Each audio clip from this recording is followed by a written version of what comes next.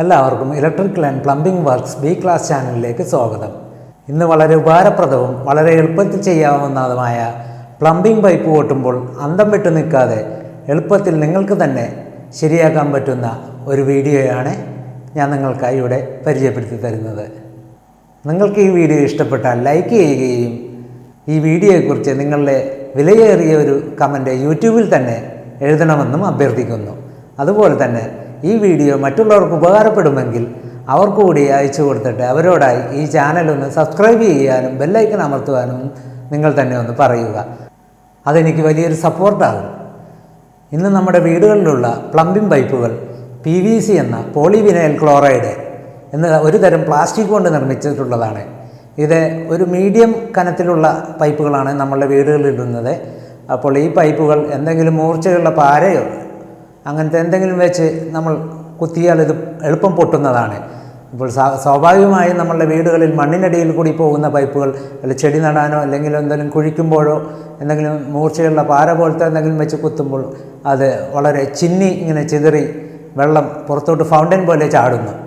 അപ്പോൾ നിങ്ങൾക്ക് ഏറ്റവും എളുപ്പത്തിൽ ചെയ്യാൻ സാധിക്കുന്നത് ആദ്യം ഇതിൻ്റെ മെയിൻ വാൽവ് എവിടെയാണെന്ന് നിങ്ങൾ എപ്പോഴും അറിഞ്ഞിരിക്കണം. അതുകൊണ്ട് ഇതിൻ്റെ മെയിൻ വാൽവ് അടയ്ക്കുക. സ്വാഭാവികമായും വാട്ടർ ടാങ്കിനരികത്താണ് ഒരു മെയിൻ വാൽവ് ഉണ്ടാകുന്നത്. ഇത് കൂടാതെ നിങ്ങളുടെ ചുമരുകളിലും നിങ്ങൾക്ക് കയ്യെത്താവുന്ന തരത്തിലുള്ള ഒരു വാൽവ് ഉണ്ടാകും. എത്രയും പെട്ടെന്ന് നിങ്ങൾ ഈ വാൽവുകൾ അടയ്ക്കുക.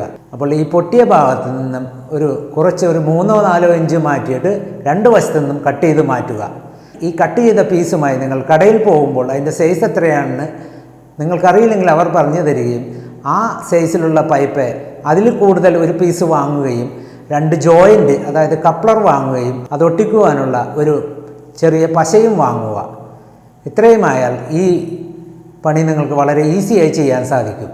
ഇനി നമുക്കിതെങ്ങനെയാണ് ചെയ്യുന്നതെന്ന് നോക്കാം. ഇപ്പോൾ നിങ്ങൾക്ക് ഈ പൈപ്പ് പൊട്ടിയത് കാണാവുന്നതാണ്.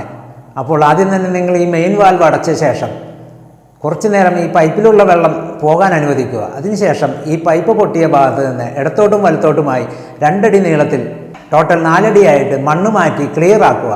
എന്നിട്ട് പൊട്ടിയ ഭാഗത്ത് നിന്ന് ഇടത്തോട്ട് 3 ഇഞ്ചും വലത്തോട്ട് 3 ഇഞ്ചും മാറ്റി ആ ഒരു പീസ് കട്ട് ചെയ്ത് മാറ്റുക.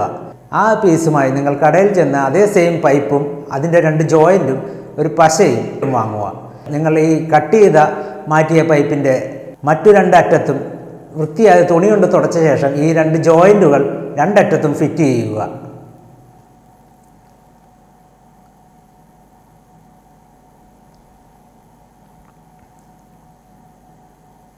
ഇതിനുശേഷം ഈ മുറിച്ചെടുത്ത പൈപ്പ് കൃത്യമായി പുതിയ വാങ്ങിച്ച പൈപ്പിൽ അളന്ന് നോക്കിയിട്ട് അതിൽ നിന്നും ഒരു 3-4 സെൻറ്റിമീറ്റർ കുറച്ചിട്ട് മുറിച്ചെടുക്കുക. അതിനുശേഷം ഈ പൈപ്പ് ഒരു കപ്ലിങ്ങിൻ്റെ ജോയിൻറ്റിൽ ഫിറ്റ് ചെയ്യുക. അതിനുശേഷം ഈ മറ്റേ അറ്റം പതിയെ മുകളിലോട്ട് വളച്ച് 2 അറ്റത്തും കൂടി പശയിട്ട ശേഷം അതിലോട്ട് ഇൻസേർട്ട് ചെയ്യുക. ഇത്രയുമുള്ളൂ ഈ പൈപ്പ് പൊട്ടിയാൽ നിങ്ങൾക്ക് മാറ്റാൻ കഴിയുന്ന എളുപ്പമായ ജോലി. വളരെ സിമ്പിളാണ്.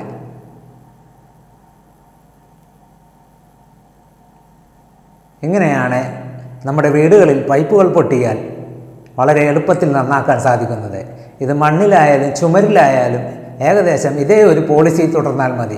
പൈപ്പിൻ്റെ സൈസ് നിങ്ങൾക്കറിയില്ലെങ്കിൽ ആ പൈപ്പ് മുറിച്ചെടുത്ത് കടയിൽ കൊണ്ടുപോയി കഴിഞ്ഞാൽ നിങ്ങൾക്ക് ആ കൃത്യം സൈസ് കിട്ടും. 3/4 ഇഞ്ച്, 1 ഇഞ്ച്, 1.25 ഇഞ്ച്, 1.5 ഇഞ്ചൊക്കെയാണ് നമ്മൾ പൊതുവെ വീടുകളിൽ ഉപയോഗിക്കുന്നത്. അപ്പോൾ കൃത്യം നിങ്ങൾക്ക് ഏത് സൈസാണെന്ന് അറിയാൻ പറ്റിയില്ലെങ്കിൽ ഈ പറഞ്ഞ കാര്യങ്ങൾ ഫോളോ ചെയ്താൽ മതി. ഇനിയും നിങ്ങൾ ഈ ചാനൽ സബ്സ്ക്രൈബ് ചെയ്യാൻ മറന്നുപോയിട്ടുണ്ടെങ്കിൽ എല്ലാവരും താഴെയുള്ള സബ്സ്ക്രൈബ് ബട്ടണും ബെല്ലൈക്കണും ഒക്കെ ഒന്ന് പ്രസ് ചെയ്യുക. നിങ്ങളത് ചെയ്തിട്ടുണ്ടെങ്കിൽ മറന്നേക്കുക. അടുത്തൊരു വീഡിയോയിൽ കാണുന്നത് വരെ എല്ലാവർക്കും ബൈ ബൈ.